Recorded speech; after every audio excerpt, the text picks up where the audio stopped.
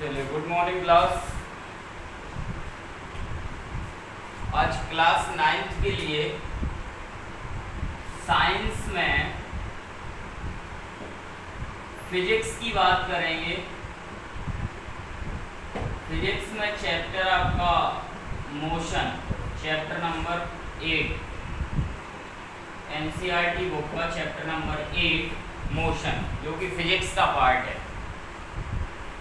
Motion के बारे में आज डिस्कस करेंगे पहले लेक्चर में।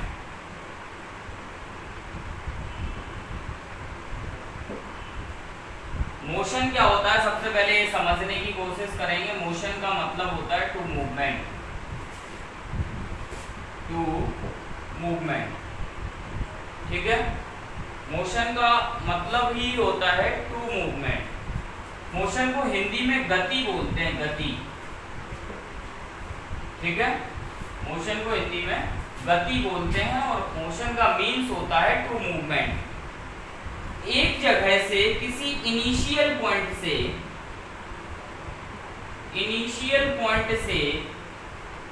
किसी दूसरे फाइनल पॉइंट तक अगर हम जाते हैं, मीन्स शुरुआती बिंदु से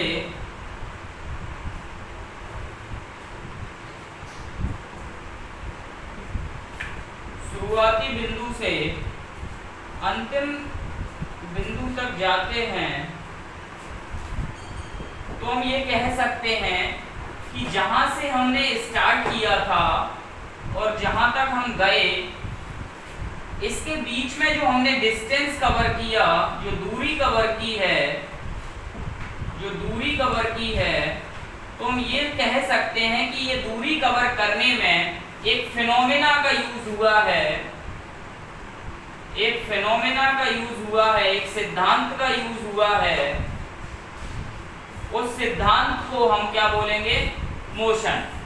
कोई भी डिस्टेंस कवर करने के लिए, कोई भी डिस्टेंस XYZ, कोई भी दूरी कवर करने के लिए एक जगह से दूसरी जगह अगर हम मूव हो रहे हैं, तो हम कहेंगे कि वहां पर जो फिनोमेना है वो मोशन काम कर रहा है, ठीक है। मोशन का मतलब ही होता है मूव, एक जगह से दूसरी जगह पर जाना आना, या एक जगह से दूसरी जगह तक विस्थापन करना, अपने आप को डिस्प्लेस करना एक जगह से दूसरी जगह, उस फिनोमेना को हम मोशन बोलते हैं, ठीक है। यहाँ तक क्लियर है? चलिए अब आगे समझते हैं सी में।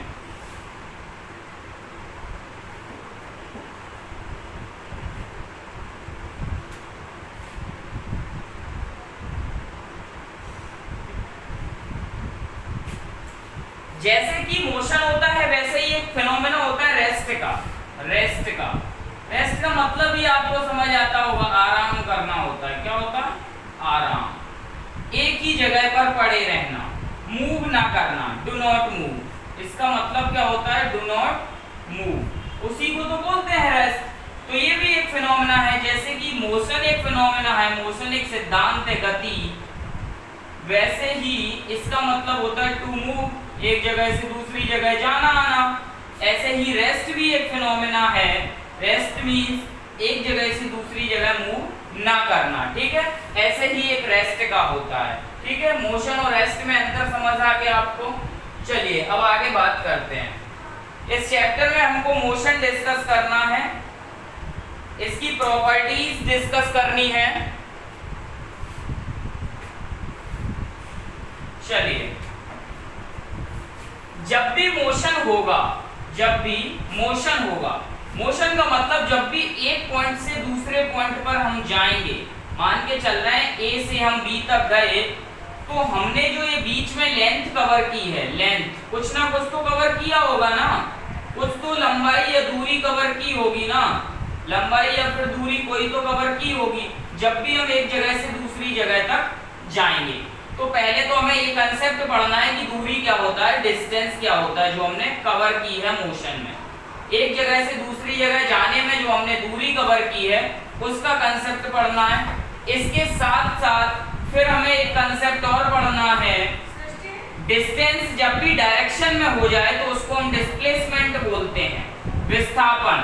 डिस्प्लेसमेंट बोलते हैं विस्थापन। ये कंसेप्ट पढ़ना है इसमें, ठीक है। इन दोनों में डिफरेंस समझेंगे और इनके बारे में पढ़ेंगे अभी, ठीक है। चलिए तो फर्स्ट पढ़ते हैं। पहले तो डिस्टेंस क्या होता है, दूरी, ठीक है। मोशन करने पर कोई ना कोई तो आप लेंथ कवर करेंगे ना, एक जगह से दूसरी जगह जब भी आप जाएंगे तो कोई ना कोई तो लेंथ आप कवर करेंगे ही, उसी को हम बोलते हैं दूरी या फिर डिस्टेंस। तो डिस्टेंस का डेफिनेशन क्या होता है वो देखते हैं पहले तो, ठीक है। डिस्टेंस का डेफिनेशन है any length covered by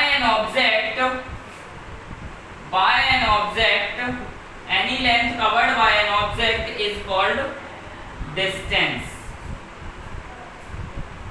Hindi में अगर लिखें, अगर इसको किसी भी वस्तु द्वारा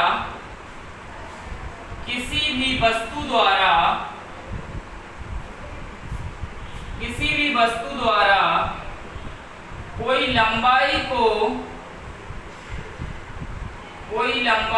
या दूरी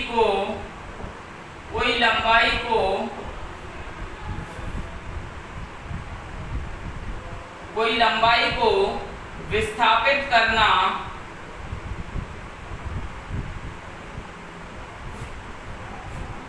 ही दूरी कहलाता है।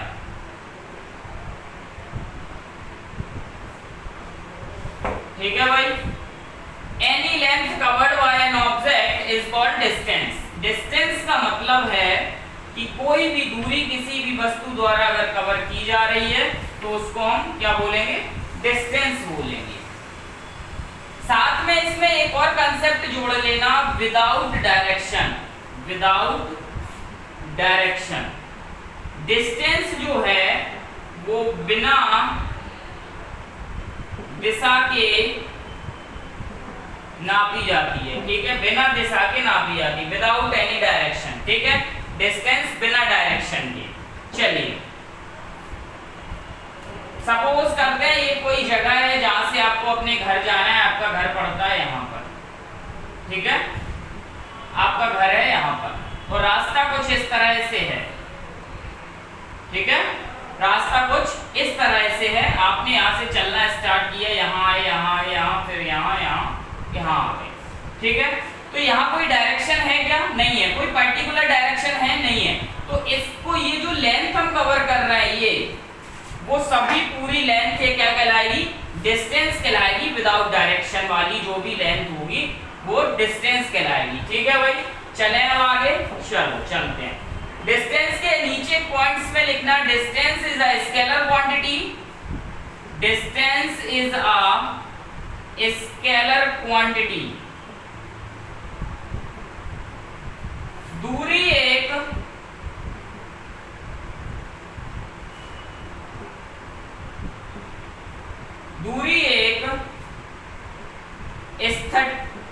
स्थितिज ऊर्जा है। दूरी एक स्थितिज ऊर्जा है, स्केलर क्वांटिटी। इसका मतलब क्या होता है भाई, स्केलर क्वांटिटी का हर वह चीज स्केलर होगी जिसमें डायरेक्शन नहीं होगा। विदाउट डायरेक्शन जितनी भी चीजें होंगी उनको सबको हम क्या बोलेंगे, स्केलर क्वांटिटी, ठीक है। बिना दिशा के।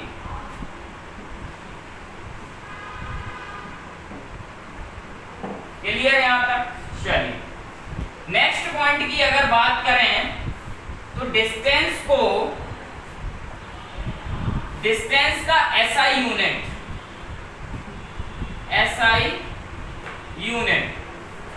एसआई मात्रक। डिस्टेंस का एसआई यूनिट क्या होता है? डिस्टेंस को किलोमीटर में भी नाप लेते हैं, मीटर में भी नाप लेते हैं, हेक्टोमीटर में भी, डेसीमीटर, सेंटीमीटर, मिलीमीटर इत्यादि, ठीक है। तो ये सभी इसकी एसआई यूनिट हो गई, एसआई मात्रक। चलिए डिस्टेंस जो है हमेशा पॉजिटिव रहती है, ना तो ये नेगेटिव होगी ना ही जीरो होगी, ठीक है। डिस्टेंस जो है, distance is always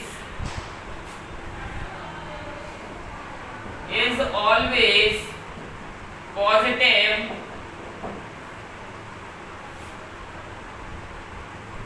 can not be zero और नेगेटिव। दूरी जो है, दूरी हमेशा धनात्मक रहेगी, धनात्मक रहेगी, ना तो ये जीरो होगी, ना तो ये ऋणात्मक होगी, ऋणात्मक होगी। ठीक है, हमेशा पॉजिटिव रहेगी। नेक्स्ट कंसेप्ट की बात करते हैं, डिस्प्लेसमेंट। डिस्प्लेसमेंट क्या है भाई?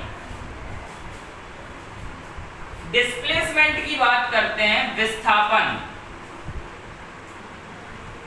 डिस्प्लेसमेंट, विस्थापन।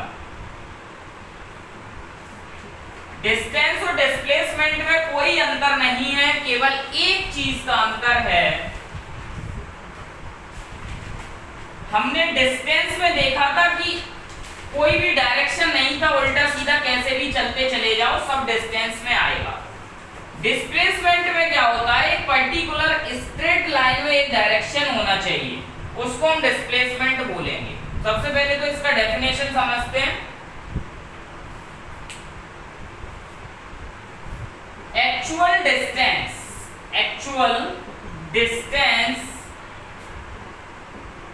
covered by an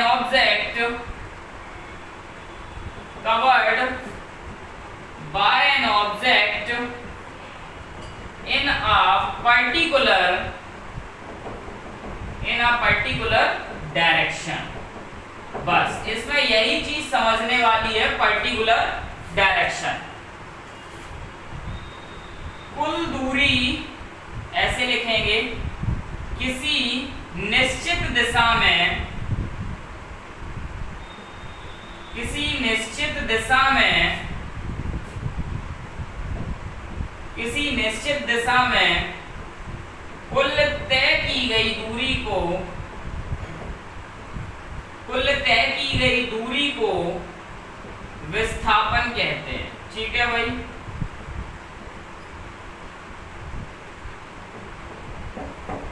मतलब ये है कि पर्टिकुलर डायरेक्शन में, मान के चलो मैंने अभी बताया था कि ये आपका कोई प्लेस है, यहाँ ऐसे ऐसे रास्ता है और आपको अपने घर जाना है।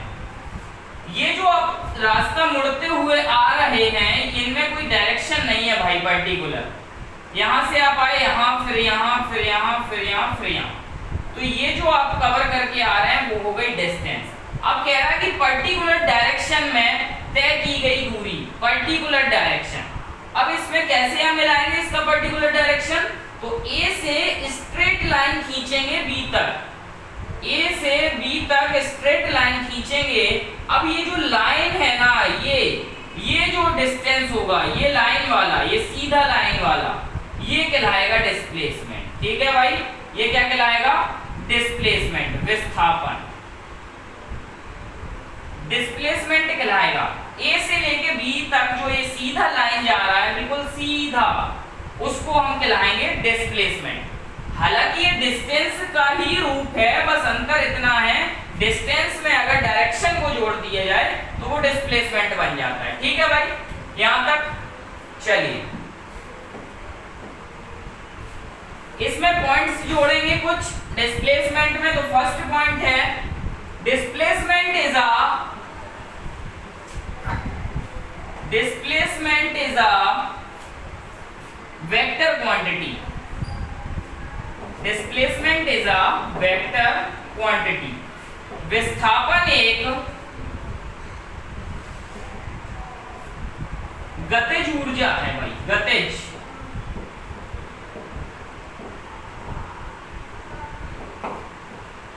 ठीक है, मतलब वेक्टर क्वांटिटी क्यों है? वेक्टर क्वांटिटी का मतलब होता है ऐसी हर वह चीज जो डायरेक्शन के साथ काम कर रही हो, विथ डायरेक्शन, एक निश्चित दिशा में, एक निश्चित दिशा में अगर कोई चीज काम कर रही है, निश्चित दिशा में, ठीक है, एक पर्टिकुलर डायरेक्शन में अगर कोई चीज काम कर रही है तो हम उसको क्या बोलेंगे? वेक्टर क्वांटिटी बोलेंगे, ठीक है भाई। तो डिस्प्लेसमेंट क्या हो जाएगी? वेक्टर क्वांटिटी, ठीक है। चलिए और आगे बात करते हैं डिस्प्लेसमेंट में। तो इसका एसआई यूनिट, एसआई मात्रक क्या होगा भैया? वही एसआई मात्रक होगा जो डिस्टेंस का था, kilometre, metre, hectometre, decimetre, centimetre, millimetre, किसी में भी नाप सकते हैं, ठीक है। चलिए एसआई मात्रक के बाद वेक्टर क्वांटिटी हमने समझ ही लिया है, ठीक है। अब आगे चलते हैं। डिस्प्लेसमेंट जो है, डिस्प्लेसमेंट कैन बी पॉजिटिव और जीरो, पॉजिटिव भी हो सकता है, जीरो भी हो सकता है भाई, ठीक है। ध्यान रखना डिस्टेंस जीरो नहीं हो सकती है, लेकिन डिस्प्लेसमेंट जीरो हो सकता है, ठीक है। But can not be negative, लेकिन नेगेटिव नहीं होगा, ठीक है। पॉजिटिव और जीरो हो सकता है, डिस्प्लेसमेंट नेगेटिव नहीं होगा। तो यहाँ हिंदी में अगर बात करें तो विस्थापन धनात्मक तथा जीरो हो सकता है, लेकिन ऋणात्मक नहीं होगा। अब भैया डिस्टेंस तो तुम्हारा केवल पॉजिटिव रह सकता है, रह ही सकता है, क्योंकि कोई चीज नापेंगे तो कुछ ना, अगर मोशन हुआ है डिस्टेंस कब नापेंगे? अगर कोई चीज हिल रही है अपनी जगह से तो डिस्टेंस तो उसने कवर की होगी। अब कोई चीज हिलेगी नहीं, वही जगह है, तो डिस्टेंस का तो कोई कंसेप्ट ही नहीं आता है। लेकिन डिस्प्लेसमेंट सर जीरो कहां से आएगा? तो डिस्प्लेसमेंट समझते हैं जीरो कैसे आएगा। ये आप हैं, आप चलना स्टार्ट करते हैं और आपको कुछ काम दिया गया है कि आपको बी तक जाना है, आप गए यहां से, उसने बोला कि आपको यहां से यहां तक जाना है, आप गए भी एक पर्टिकुलर डायरेक्शन में, आप यहां तक गए और आपसे बोला गया कि रिटर्न भी आना है तुरंत आपको बिना रुके हुए। आप वहां तक गए और रिटर्न आ गए। अब आपसे अगर पूछा जाए कि डिस्टेंस इसमें बताओ सर, डिस्टेंस क्या होगा, दूरी क्या होगी, तो दूरी क्या होगी? जो ए और बी की होगी, ए बी। मान के चलो ये 5 मीटर डिस्टेंस थी, 5 मीटर की दूरी है, तो डिस्टेंस क्या हो जाएगी? 5 मीटर, ठीक है। अब अगर डिस्प्लेसमेंट की बात करें, डिस्प्लेसमेंट की अगर बात करें विस्थापन की, तो ए से बी तक का डिस्प्लेसमेंट कितना होगा? वो कह रहा है कि पर्टिकुलर डायरेक्शन में जो लेंथ होती है उसी को हम डिस्प्लेसमेंट बोलते हैं। तो जो लेंथ है कितनी है? 5 मीटर, तो यहाँ डिस्प्लेसमेंट भी 5 मीटर। अब जीरो कब होगा? अब ये समझते हैं।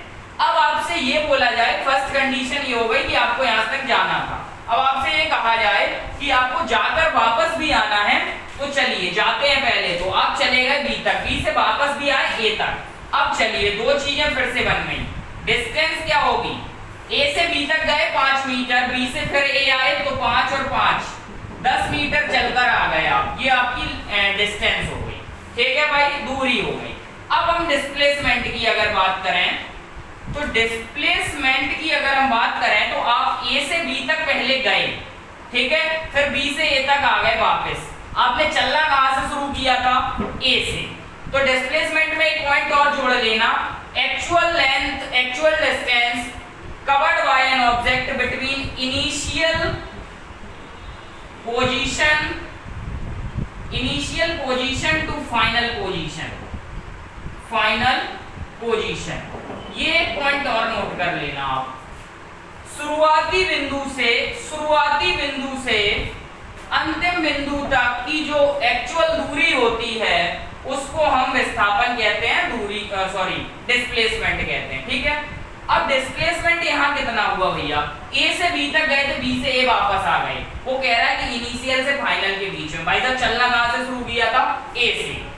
फिर वापस कहां आ गए, ए पर, तो कितना हो जाएगा डिस्प्लेसमेंट, है ही नहीं है कोई डिस्प्लेसमेंट, क्यों नहीं है, ए से चलना शुरू किया था और लास्ट में ए पर ही तो आ गए हैं, ए पर ही आ गए हैं, तो इसका मतलब ये हुआ कि जहां से चले थे वहीं आ गए, जीरो हो गया डिस्प्लेसमेंट। तो इस कंडीशन में डिस्प्लेसमेंट क्या हो जाएगा, जीरो, विस्थापन क्या हो जाएगा, जीरो।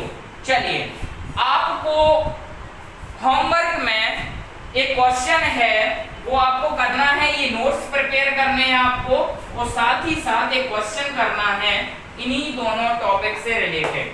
आपको क्वेश्चन करना है डिफरेंशिएट बिटवीन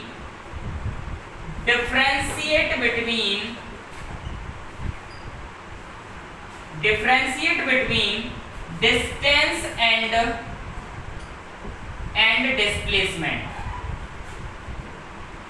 डिस्प्लेसमेंट, दूरी तथा विस्थापन के बीच कोई 5 अंतर बताइए, कोई 5 अंतर बताइए, कोई 5 अंतर बताइए, एनी 5, ठीक है भाई, एनी 5 डिफरेंस बताने, एनी 5, ठीक।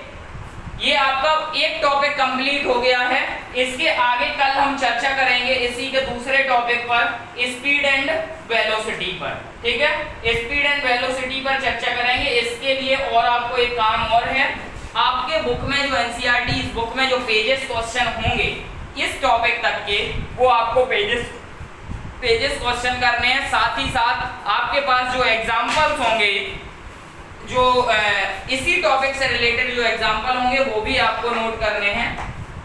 यहाँ तक आप इतना क्लियर कीजिए, इसके बाद कल हम इसी पर आगे चर्चा करेंगे, स्पीड एंड वेलोसिटी पर, और इसके साथ साथ यूनिफॉर्म मोशन और नॉन यूनिफॉर्म मोशन पर, ठीक है। चलिए, और सभी लोगों को ये नोट्स तैयार करने हैं अच्छे से, ठीक है। चलिए, जय हिंद, थैंक यू।